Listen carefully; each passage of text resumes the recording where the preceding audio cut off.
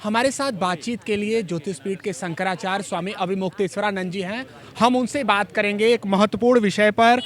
महाराज जी, बांग्लादेश में इस समय जो कुछ भी हो रहा है, पूरा देश चिंतित है। हिंदुओं पर अत्याचार के अनेक मामले वहां से आ रहे हैं। क्या कहेंगे, कौन जिम्मेदार है महाराज जी? देखिए, बात यह है कि बांग्लादेश भारत के पड़ोस में है और भारत में इतनी शक्ति है कि जिस समय वो चाहे बांग्लादेश को जो कुछ कहेगा बांग्लादेश को वही करना पड़ेगा। लेकिन भारत कुछ कह ही नहीं पा रहा है। लगातार बांग्लादेश में हिंदुओं को सताया जा रहा है, प्रताड़ित किया जा रहा है और अब तो जिंदा लटका करके जला दिया जा रहा है। उसके बाद भी भारत की सरकार क्यों कुछ नहीं कर पा रही है?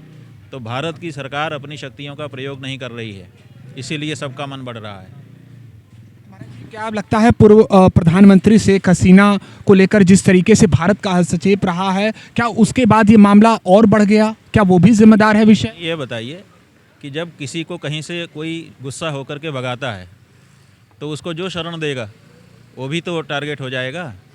तो आज देखिए, भारत की तरफ भगाई गई शेख हसीना, वो भारत में आ गई भाग करके। आपने उनको 1 दिन 2 दिन 4 दिन शरण दे दिया होता, उतना भी चल जाता, लेकिन आपने लगातार उनको यहाँ पर रखा हुआ है।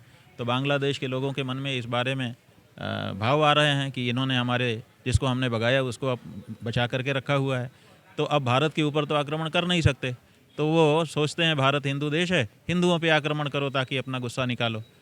ये जो कुछ बांग्लादेश में हो रहा है वो इसीलिए हो रहा है। मूल कारण ये है, बाकी तो बहुत सारे दूसरे कारण अवान्तर होते ही हैं, लेकिन मूल कारण ये है। शुरू में ही हम लोगों ने कहा था कि शेख हसीना को 2-4 दिन से ज़्यादा यहाँ नहीं रखना चाहिए, उनको फिर कह देना चाहिए कि आप कोई अच्छी शरणस्थली ढूंढ लो। लेकिन लगातार उनको यहाँ पर जो रखा गया है और अच्छे से रखा गया है, उनको साड़ियाँ खरीदवाई जा रही हैं, उनको लाल कारपेट बिछा करके उस पर चलाया जा रहा है। ये सब चित्र जब बांग्लादेश में जाते हैं तो जिन लोगों ने भगाया है उनको अच्छा नहीं लगता है। लगता है कि इस पर अब कार्रवाई करनी चाहिए। भारत रणनीतिक भूल है यहाँ पर, कहीं ना कहीं हम भूल रहे हैं, जो कि सही नहीं है। और दूसरे, इतनी बड़ी घटनाएं हो जा रही हैं, जिंदा जला दिया जा रहा है, पेड़ से लटका दिया जा रहा है, और उसके बाद भी भारत की सरकार हाथ पे हाथ धरे बैठी है। ये दोनों बातें ठीक नहीं है। महाराज जी, इस पर कार्रवाई होनी चाहिए। आपको लगता है कि भारत को कड़ी कार्रवाई की ज़रूरत है, साफ स्पष्ट संदेश देने की आवश्यकता है।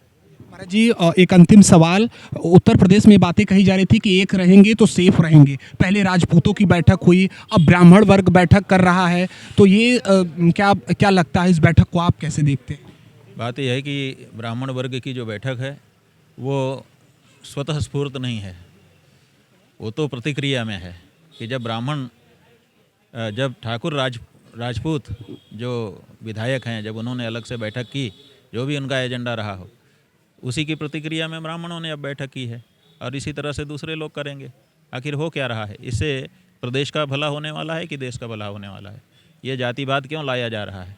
और आरंभ से ही इस बात के आरोप लगते रहे हैं कि कहीं ना कहीं जातिवाद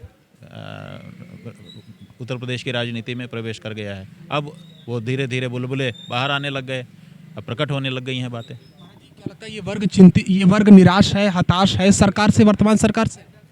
अब ये हम नहीं कह सकते हैं, हम यही कह रहे हैं कि ये प्रतिक्रिया में हुआ है, जो कि स्पष्ट दिखाई दे रहा है।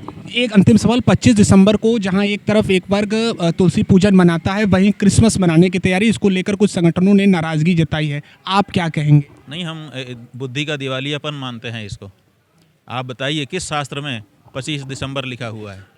25 दिसंबर नाम की जो बात है, ये किस शास्त्र में है? हिंदू शास्त्रों में दिसंबर, जनवरी, फरवरी है ही नहीं है। तो हिंदू क्यों नहीं फिर अपनी जेठ बैठाख और माघ फाल्गुन को क्यों नहीं मानता है? तो जब आप माघ फाल्गुन छोड़ दोगे, चैत्र वैशाख छोड़ दोगे और आप तुलसी पूजन करोगे, तुलसी पूजन की विधि कहाँ लिखी है कि 25 दिसंबर हो? तो आप जो है आधा तुलसी तो हिंदू पकड़ रहे हो और बाकी मूल जो है उसका जड़ 25 दिसंबर ही पकड़े हुए हो। तो जब तक 25 दिसंबर पकड़े हो तब तक इससे छूट तुमको मिलने वाली नहीं है। अगर तुमको ये सब छोड़ना है तो तुमको जनवरी फरवरी ही छोड़ देना पड़ेगा, माघ फाल्गुन चैत्र वैशाख ज्येष्ठ आषाढ़ लेके आना पड़ेगा।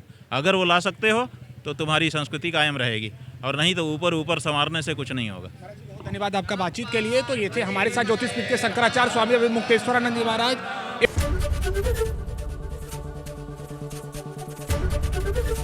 एबीपी गंगा, खबर आपकी, जुबान आपकी।